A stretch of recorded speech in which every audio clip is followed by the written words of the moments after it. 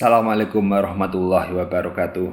Jumpa lagi dengan saya George Towar Iqbal Tawakal, masih di channel Fakademik. Pada kesempatan kali ini saya akan menampilkan video-video presentasi mahasiswa saya. Karena kebetulan pada semester ini saya mengampu mata kuliah kepartean. Mahasiswa saya bagi beberapa kelompok, di mana masing-masing kelompok akan mereview buku bagus ini guys. Bukunya berjudul Political Parties, Function and Organization in Democratic Societies. Ini karya Wilhelm Hofmeister dan Carsten Grobau. Buku ini sangat-sangat menarik. Saya rekomendasikan untuk para mahasiswa. Karena apa? Kalimatnya sederhana, mudah dipahami. Jadi ini cocok sekali untuk para mahasiswa yang sedang belajar membaca literatur berbahasa Inggris ya. Karena ini penting, karena pada kenyataannya banyak literatur bagus itu justru berbahasa internasional. Ini tidak bisa kita pungkiri. Pada kesempatan kali ini kita langsung saja melihat bagaimana mahasiswa saya melakukan presentasi melalui video conference. Kita lihat sekilas saja. Nanti setelah ini saya akan memberi pemaparan atau menjelaskan mengenai bagian introduction buku tersebut, sehingga mahasiswa juga akan memberikan pemahaman yang utuh. Juga mereka akan mendapatkan penjelasan yang utuh dari saya sebagai dosen pengampunya. Oke, ayo silakan lihat dulu. Oke, assalamualaikum warahmatullahi wabarakatuh. Shalom, Om Swastiastu, Namo Buddhaya Rahayu, salam kebajikan. Selamat siang semuanya, selamat siang teman-teman, dan selamat siang Pak George. Sebelumnya, perkenalkan kami dari kelompok 1, dari kelompok yang akan membahas mengenai introduction. Nah, kebetulan dalam review kali ini kita membahas satu literatur yang diberikan oleh Bapak George yang berjudul Political Parties Function and Organization in Democratic Societies. Sebelumnya izinkan saya dan rekan-rekan untuk memperkenalkan diri terlebih dahulu. Perkenalkan, nama saya Adi Kurniawan, selaku presenter, kemudian rekan saya ada Agung Suryatama serta Ahmad Abdillah. Oke, bisa di next, Mat.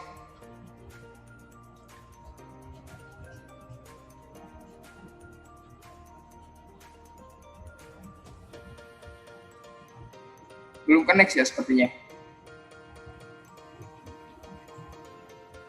Coba kamu skip dulu aja.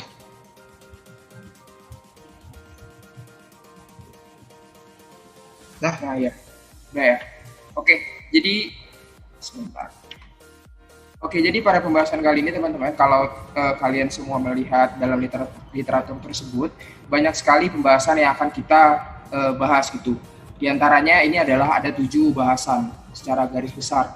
Yang pertama itu adalah partai dan sistem partai, di mana dalam bab 1 itu nanti kita akan membahas mengenai apa itu partai politik, kemudian mengapa sih ada partai politik, serta apa sebetulnya fungsi dari partai politik. Kemudian pada pembahasan kedua atau bab 2, kita akan membahas mengenai manajemen partai politik modern yang di dalamnya itu terdiri dari keanggotaan partai politik, kemudian program kerja apa saja sih yang kemudian akan diimplementasikan oleh setiap parpol. Seperti itu. Sampai bagian terakhir, yaitu dalam buku tersebut intinya ditekankan bahwa tidak ada demokrasi tanpa partai politik, teman-teman. Ternyata memang dalam negara demokrasi ya, terutama dalam demokrasi yang berjalan demokrasi tidak langsung, maka partai politik menjadi hal yang penting seperti itu.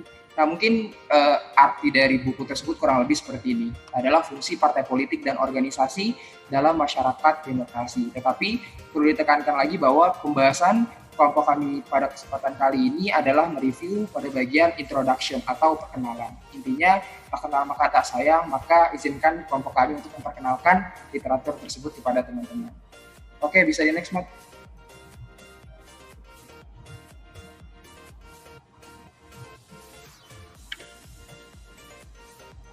Oke, teman-teman semua, mungkin di sini kalian semua udah mengetahui ya mengenai demokrasi. Demokrasi itu sebetulnya apa sih?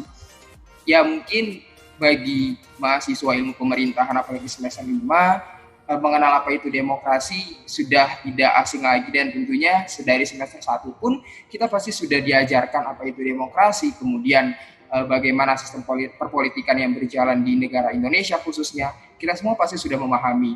Maka dari itu mungkin kelompok kami di sini akan mencoba mengingatkan kembali kepada teman-teman semua mengenai apa sih korelasi antara partai politik, sistem politik dengan demokrasi yang ada di Indonesia khususnya. Nah, teman-teman semua ketahui bahwa di Indonesia atau di negara yang demokrasi, setiap warga negaranya itu memiliki hak yang sama. Seperti contohnya adalah hak untuk mengakses informasi publik, kemudian hak untuk menyampaikan pandangannya di khalayak umum seperti demonstrasi, baik yang dilakukan oleh masyarakat, serikat buruh, maupun kita sebagai mahasiswa. Kemudian kita juga memiliki hak kok untuk dipilih dan dipilih dalam pemilihan umum, serta kita juga memiliki hak untuk tergabung ke dalam partai politik. Sepertinya kalau di Indonesia tuh udah banyak sekali partai politik yang ada gitu ya, teman-teman bisa lihat contohnya itu ada di slide. Nah, sebagaimana Abraham Lincoln juga pernah bilang teman-teman bahwa demokrasi adalah pemerintahan dari rakyat, oleh rakyat, dan untuk rakyat. Jadi intinya tuh definisi dari demokrasi ya seperti itu. Tetapi teman-teman, untuk mewujudkan demokrasi yang ideal, demokrasi yang berjalan dari rakyat, oleh rakyat, dan untuk rakyat, maka kita memerlukan suatu instrumen. Nah, instrumen tersebut dinamakan sebagai politik. Politik inilah yang kemudian akan mengatur mengenai jalannya demokrasi agar berjalan dengan ideal. Nah, kemudian gimana sih caranya agar politik ini dapat berjalan ideal untuk mewujudkan demokrasi yang ideal gitu? Gimana caranya? Bisa di next, Mat. Nah, seperti ini teman-teman. Kegiatan politik haruslah mengakomodir ketentuan berikut dengan tujuan untuk menciptakan demokrasi yang ideal. Yang pertama, kalau dari buku tersebut dijelaskan, politik harus memiliki ide atau nilai fundamental dalam setiap paragrafnya. Apa itu nilai fundamental? Simpelnya nilai fundamental adalah nilai-nilai dasar ataupun nilai yang dipegang teguh oleh dinamika politik dalam suatu negara ataupun bangsa dalam menjalankan sistem perpolitikan di negaranya seperti itu. Nah, contohnya apa? Contohnya adalah adanya kebebasan, keadilan, solidaritas. Itu merupakan contoh kecil daripada nilai fundamental yang diimplementasikan demi berjalannya demokrasi yang ideal oleh sistem perpolitikan seperti itu. Kemudian yang kedua, politik juga perlu namanya institusi atau lembaga. Institusi atau lembaga ini mungkin kalau kita merujuk ke dalam Kamus Besar Bahasa Indonesia itu adalah suatu hal yang sudah disahkan menurut undang-undang. Fungsinya apa sih politik harus memiliki institusi atau lembaga? Tujuannya adalah supaya ketika kita mengakomodir kepentingan, baik itu kepentingan individu, masyarakat, organisasi, maupun sektor-sektor usaha atau bisnis, kita sudah memiliki hal yang sah gitu, hal yang legal. Maka dari itu tujuan dari politik sebetulnya kan bisa untuk mengakomodasi segala kepentingan teman-teman, yang tentunya di dalam negara demokrasi yang tidak langsung, segala kepentingan itu akan diwakilkan oleh yang namanya parlemen. Teman-teman sudah belajar kan pasti di semester 3 kalau nggak salah mengenai lembaga legislatif. Maka dari itu kepentingan teman-teman, kepentingan seluruh masyarakat di Indonesia mungkin itu akan diwakilkan melalui parlemen atau institusi lembaga legislatif seperti itu. Kemudian yang ketiga, agar perpolitikan dapat berjalan ideal, maka haruslah memiliki partisipasi warga negara. Nah, ini kita nih sebagai contohnya warga negara gitu ya, maka kita nggak boleh anti dengan yang namanya partai politik, perpolitikan, itu kita tidak boleh anti, karena sebetulnya partisipasi kita sebagai warga negara itu merupakan hal yang penting teman-teman. Contohnya apa? Kayak kita mengusulkan, kita mengharapkan, ataupun kita berpartisipasi aktif dalam partai politik tersebut. Jadi sebetulnya partisipasi warga negara di dalam perpolitikan itu merupakan hal yang penting teman-teman, seperti itu. Bisa di next, Ahmad.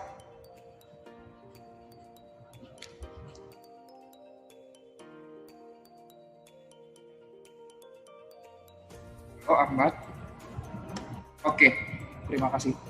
Oke, dalam proses perkembangannya teman-teman pasti sudah mengetahui lah bahwa demokrasi itu sebetulnya terbagi ke dalam dua. Kan ada demokrasi langsung dan demokrasi tidak langsung, di mana kedua perbedaan jenis ini memiliki perbedaan yang cukup signifikan.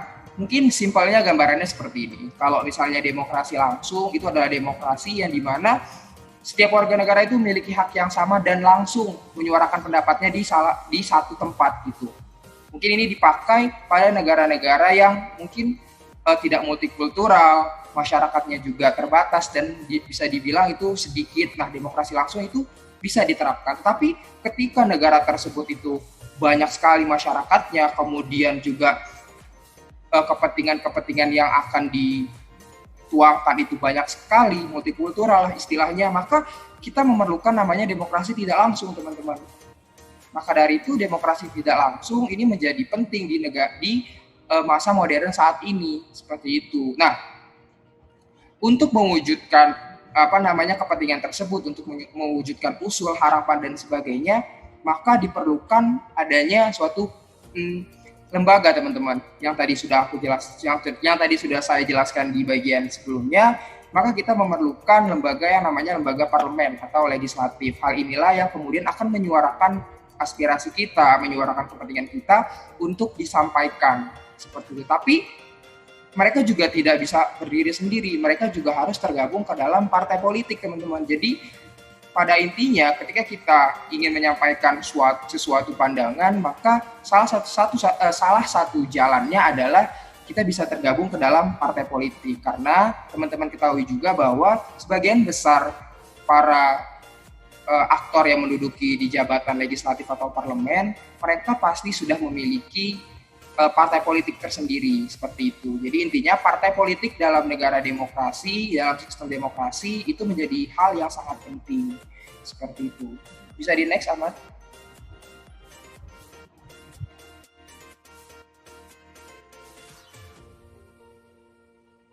Oke, di negara demokrasi ya teman-teman, yang seperti sudah saya jelaskan pada slide sebelumnya, partai politik itu menjadi penting dan menjadi instrumen yang tidak terpisahkan dalam jalannya demokrasi. Karena sebetulnya tujuan dari adanya partai politik itu sebetulnya baik, teman-teman, yaitu mengintegrasikan visi, misi, harapan, kepentingan ataupun perbedaan dalam tanda kutip yang ada di dalam masyarakat. Jadi sebetulnya partai politik berdiri itu dengan tujuan yang baik, yaitu seperti itu. Tetapi ya teman-teman, mungkin kalau kalian lihat pada konteksnya di Indonesia pada saat ini, banyak sekali partai politik yang mungkin tidak ideal ketika menjabat, kayak gitu ya. Maksudnya parlemennya atau aktor-aktornya itu tidak berjalan semestinya. Banyak sekali visi misi harapan atau kepentingan masyarakat yang tidak diwujudkan ataupun tidak disampaikan. Nah,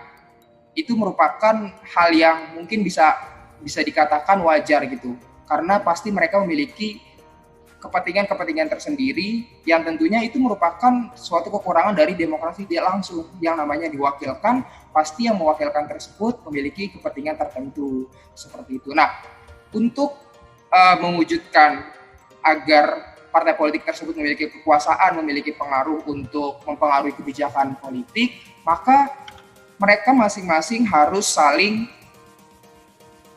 berkompetisi, teman-teman. Teman-teman tahulah bahwa ajang kompetisi para partai politik itu ada di pemilihan umum. Jadi di pemilihan umum inilah kemudian mereka saling berkompetisi untuk merebut kekuasaan agar nantinya dapat mempengaruhi kebijakan yang ada dalam masyarakat ataupun kebijakan negara ataupun arah perpolitikan suatu bangsa, kayak gitu, teman-teman. Jadi intinya untuk menciptakan suatu perubahan melalui kebijakan negara, maka partai politik haruslah saling berkompetisi untuk nantinya mendapatkan suatu kedudukan. Akhir dari kedudukan tersebut memiliki kekuasaan yang kemudian dapat mengubah daripada arah kebijakan suatu negara ataupun bangsa. Seperti itu, teman-teman, intinya. Bisa di next, Mat? Nah, intinya teman-teman bahwa dalam buku tersebut ditekankan, meski kritik terhadap partai politik itu selalu mudah ditemukan, institusi ini sangat diperlukan dalam proses demokrasi. Seperti itu. Jadi, dalam demokrasi yang tidak langsung, di mana setiap aspirasinya itu diwakilkan oleh parlemen ataupun lembaga legislatif, maka sepanjang itulah partai politik masih dibutuhkan dalam berjalannya proses demokrasi. Seperti itu, teman-teman. intinya dari buku ataupun dari introduction yang saya bawakan. Nah, mungkin akan ditambahkan oleh Ahmad mengenai kesimpulannya. Untuk Ahmad, dipersilahkan. Baik, teman-teman, saya akan menambahkan sedikit. Saya akan menarik kesimpulan dari apa yang telah disampaikan oleh kawan saya, dan saya akan mereview kembali apa sih materi yang telah kami bawakan pada kelompok satu ini. Nah, saya menyimpulkan bahwa dalam buku ini mencoba untuk menyajikan bahwa sebenarnya partai politik itu merupakan sebuah institusi yang perannya cukup sentral, terutama di dalam dinamika demokrasi di era modern saat ini. Nah, walaupun kita ketahui bahwa permasalahan mengenai partai politik itu sangat mudah untuk kita jumpai, apalagi tanggapan dari masyarakat atau stigma dari masyarakat mengenai bahwa partai politik itu lebih banyak tidak menjalankan apa yang mereka perkenalkan kepada masyarakat. Nah, dalam buku ini juga itu mencoba untuk menjelaskan mengenai apa itu partai politik, kritik-kritik apa karakteristik dari partai politik, terus serta berusaha bagaimana caranya untuk menjelaskan bahwa fungsi dari partai politik itu sendiri bahkan menjadi bagian dasar penting yang seharusnya ada di dalam partai politik itu sendiri.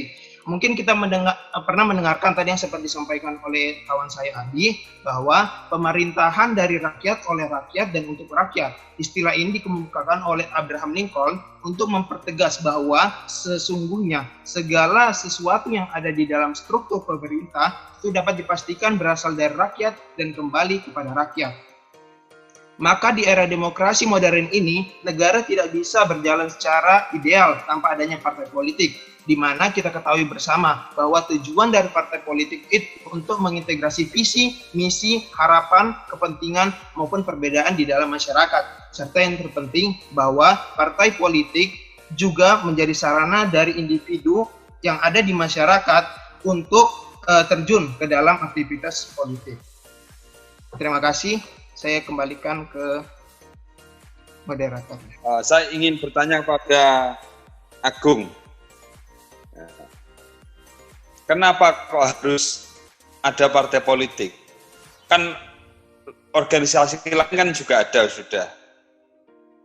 Semisal NU, semisal Muhammadiyah, semisal Persatuan Guru Republik Indonesia. Itu kan bisa mewakili. Nah, kenapa harus ada partai politik? Silakan Agung. Baik Pak, terima kasih sebelumnya. Saya minta maaf karena terlambat join ke Zoom-nya. Jadi kalau menurut saya, karena mengingat kembali ya, negara kita sebagai negara yang demokratis, dan demokratis juga dengan politik itu tidak bisa dipisahkan. Menurut saya jawabannya paling rasional seperti itu. Tapi mengapa di sini pertanyaan yang muncul, kenapa kok harus menggunakan yang namanya sistem partai politik atau politik kayak gitu? Karena di sini mengingat proses politik sendiri adalah proses untuk mengatur bagaimana kita hidup bersama dalam masyarakat, seperti yang sudah kami coba review dari introduction buku yang Bapak kirimkan. Jadi gunanya ketika partai politik ini akan berjalan itu seperti apa? Nah, setiap warga negara dapat berpartisipasi di sini dalam proses ini dengan bebas mengakses informasi yang nantinya ini sebagai harapan ketika politik atau partai politik ini bisa menampung aspirasi atau suara daripada rakyat seperti itu.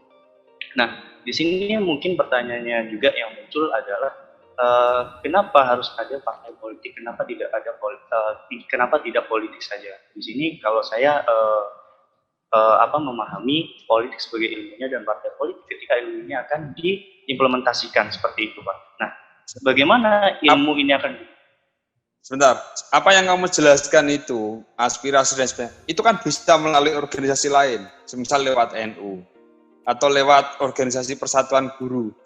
Kan bisa kan, lewat itu. Mereka kan juga mengatur, semisal orang NU ya, semisal itu orang NU, mengatur kapan lebaran juga diikuti. Kemudian juga dia juga melakukan pembangunan masyarakat melalui sumbangan-sumbangan, melalui pemberdayaan pondok pesantren, sekolah-sekolah. Nah, itu sudah ada. Kenapa kok tetap perlu ada partai politik? Baik, terima kasih Pak atas pertanyaan lagi. Kalau menurut saya benar sih di sini di luar dari partai politiknya ada contoh, ada PDI contoh dan lain-lain. Di sini ada organisasi-organisasi kemasyarakatan juga begitu menarik gitu. Bagaimana mereka juga mampu untuk menampung atau menjadi jembatan daripada masyarakat kepada pemerintah. Tapi di sini yang perlu dipahami adalah jangkauan daripada organisasi ini begitu terbatas ketika memang mereka tidak punya porsi di pemerintahan. Karena saya mengingat kembali dulu di teori perwakilan itu juga dijelaskan bahwasanya bagaimana sebuah daripada organisasi ini memiliki delegasi substantif dan deskriptif di dalamnya. Siapa yang berdiri atau siapa yang menyampaikan seperti itu. Nah, ketika memang melihat dari contoh organisasi seperti NU-an, terus ke masyarakat yang lain, mungkin mereka oke di sini mampu untuk menampung daripada aspirasi masyarakat. Tapi apakah benar mereka punya power of state di dalam pemerintah? Itu yang mungkin menurut saya juga perlu digarisbawahi. Sepemahaman saya seperti itu, Pak. Terima kasih. Dema. Ya, Pak. Gimana, Mas? Bagaimana jika sebuah demokrasi itu tidak ada partai politik? Itu bagaimana? Ada sebuah negara demokrasi tapi tidak ada partai politik. Jalan apa enggak?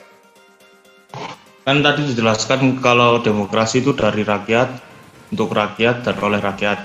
Mungkin kalau partai politik itu sebagai wadah, karena rakyat kan tidak semuanya satu visi dan satu pemahaman. Makanya dengan adanya partai politik itu masyarakat terbagi-bagi sesuai dengan misi dan visinya serta tujuannya dalam demokrasi.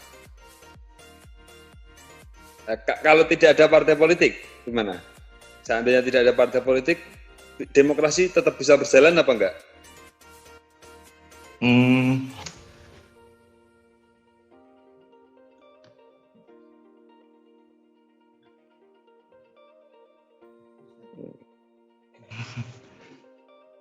Gimana Pak ya?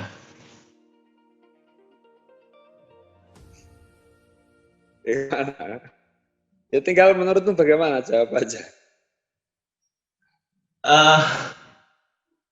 Bisa, tapi mungkin banyak konflik Pak, karena kan tidak semua per individu memiliki tujuan yang sama. Oke, itu tadi video sekilas presentasi yang dilakukan oleh mahasiswa saya dari beberapa kelas. Mereka mempresentasikan tentang introduction buku yang sudah saya sebutkan tadi di depan. Kali ini saya akan menjelaskan bagaimana inti dari bagian introduction buku tersebut. Buku ini menarik sekali. Dia menjelaskan tentang partai secara mendasar. Dari hal yang paling dasar dalam kehidupan berpolitik. Maaf, ada motor lewat. Tidak apa-apa, kita santai saja. Kadang ada juga suara-suara hewan, ya, tenang hidupnya, asik berbaur dengan alam. Dalam sebuah negara demokrasi, dalam sebuah masyarakat demokrasi, itu dibutuhkan keterlibatan masyarakat. Sehingga kalau kita merujuk pada istilah yang biasa kita pakai, biasa kita pelajari dari kecil, demokrasi adalah dari rakyat, untuk rakyat, oleh rakyat. Ini sebuah kalimat yang cukup untuk mewakili bagaimana sih demokrasi itu dipahami. Nah, dalam konteks tersebut, dalam konteks mewujudkan sebuah pemerintahan yang berasal dari rakyat, untuk rakyat, oleh rakyat ini, ada beberapa hal yang perlu terpenuhi.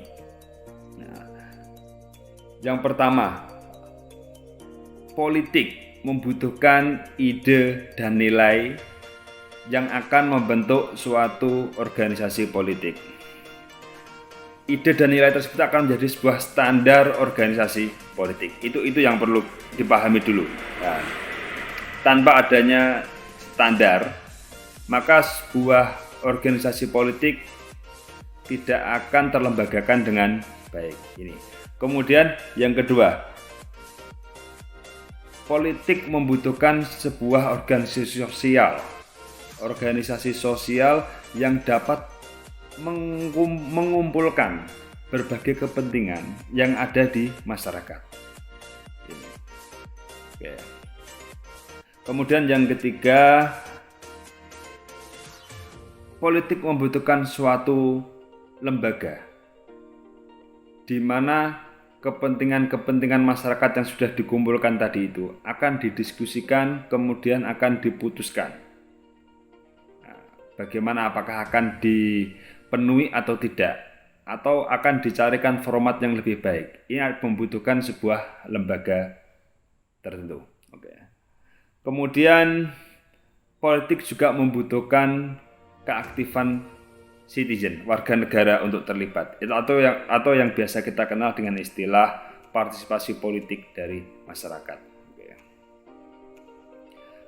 Nah, dari hal-hal tersebut tadi, maka politik atau pemerintahan atau sebuah demokrasi atau sebuah masyarakat demokrasi membutuhkan partai politik, membutuhkan sebuah organisasi yang bisa menjembatani antara masyarakat dengan pemerintah. Kenapa kita membutuhkan partai politik? Oke, dalam demokrasi, untuk mewujudkan sebuah politik atau pemerintahan yang dari rakyat, oleh rakyat, dan untuk rakyat, tidak mungkin masyarakat berpartisipasi orang per orang dalam pemerintahan. Tentu ini akan semakin mengacaukan sebuah pemerintahan. Pasti. Masyarakat butuh perwakilan. Masyarakat butuh sebuah lembaga yang bisa diberikan mandat untuk menjalankan pemerintah. Nah, kita menyebutnya sebagai intermediary, perantara antara masyarakat dengan pemerintah. Nah, inilah yang kita sebut sebagai partai politik. Oke. Kira-kira apakah bisa dipahami? Kenapa tidak ormas? Oke, dalam konteks Indonesia, kita mengenal ada ormas NU, kita mengenal ada ormas Muhammadiyah, kita ada ormas yang lain. Nah, itu juga bisa berposisi sebagai perantara. Kenapa kok harus partai politik? Gitu. Nah, itu akan kita bahas di pertemuan berikutnya. Tapi pada intinya seperti ini. Partai politik memiliki ciri khas tertentu yang tidak dimiliki oleh ormas lain. Sehingga hanya partai politiklah yang memiliki kesempatan, yang memiliki peluang untuk menjadi jembatan antara pemerintah dengan masyarakat. Seperti yang saya jelaskan tadi, untuk memenuhi 4 unsur dalam kehidupan berpolitik demokratis. Kehidupan berpolitik yang akan menghadirkan pemerintahan dari rakyat, oleh rakyat, dan untuk rakyat. Oke. Mungkin di zamannya Yunani, di zaman kuno, masyarakat bisa terlibat secara langsung. Jajak pendapat setiap akan mengambil keputusan. Oke, itu di masyarakat kota, di negara kota. Tetapi dalam konteks Indonesia semisal, dalam konteks negara modern, di mana semisal Indonesia ya, di mana geografisnya sangat luas sekali, jumlah penduduknya sangat besar sekali, warga negaranya banyak sekali, tidak memungkinkan untuk terlibat secara langsung orang per orang. Nah, untuk itulah perlu lembaga tadi seperti yang sudah saya jelaskan sebenarnya. Saya hanya ingin memastikan bahwa kalian paham bahwa demokrasi langsung dalam artian setiap warga negara ikut serta dalam pengambilan kebijakan secara langsung tidak memungkinkan. Maka perlu intermediary, perantara. Nah, perantara inilah yang di banyak negara modern, di banyak negara demokratis itu dilakukan oleh partai politik. Meskipun juga ada organisasi masyarakat yang berpeluang menjadi perantara, tapi tetap ini berbeda guys. Antara partai politik dengan organisasi masyarakat berbeda. Ada hal-hal yang tidak akan bisa dilakukan oleh organisasi masyarakat. Oke. Mungkin itu dulu yang bisa saya sampaikan pada video kali ini guys. Untuk selanjutnya, untuk pertemuan kedua, untuk video kedua, ketiga dan selanjutnya, saya rasa akan lebih detail. Kita akan lebih memahami apa itu partai politik, bagaimana partai politik bekerja, dan lain sebagainya. Oke guys, kita jumpa lagi di video selanjutnya. Tetap tonton video-video kami di channel Fakademik. Jangan lupa like, jangan lupa subscribe. Assalamualaikum warahmatullahi wabarakatuh.